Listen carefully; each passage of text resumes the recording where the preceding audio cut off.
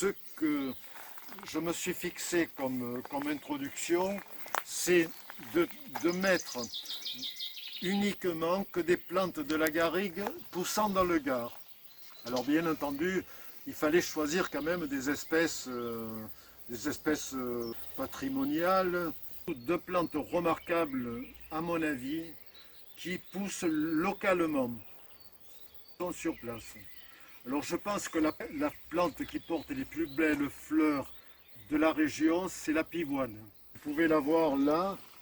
Alors la pivoine est une plante de sous-bois relativement clair. Elle adore le chêne blanc. Là, je l'ai mise sous un chêne vert.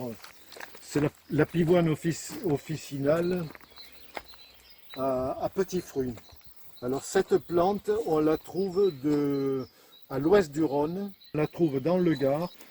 Elle va suivre tout le littoral, enfin à l'intérieur des terres, en direction de l'Espagne, et on la retrouvera encore dans l'est de l'Andalousie, où elle cohabitera avec une autre pivoine.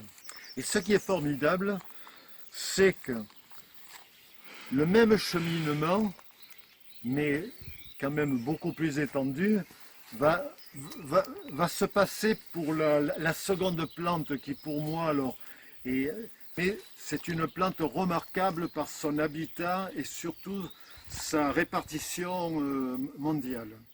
Cette plante justement on va la trouver en haut du Casellas sur les falaises à pic du Casellas. C'est l'alisson épineux. Et on va suivre en partie au début le cheminement de la pivoine.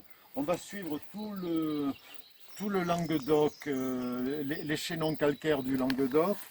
Ensuite, on va se diriger sur l'Espagne, où l'alisson épineux va devenir de plus en plus abondant. Et il ne s'arrêtera pas là. Il ira jusqu'au Grand Atlas. On le trouvera au-dessus de Ouarzazate.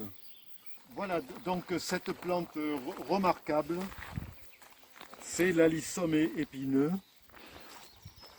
que l'on appelle scientifiquement Ormatophylla spinosa, de la famille des crucifères, la famille du radis.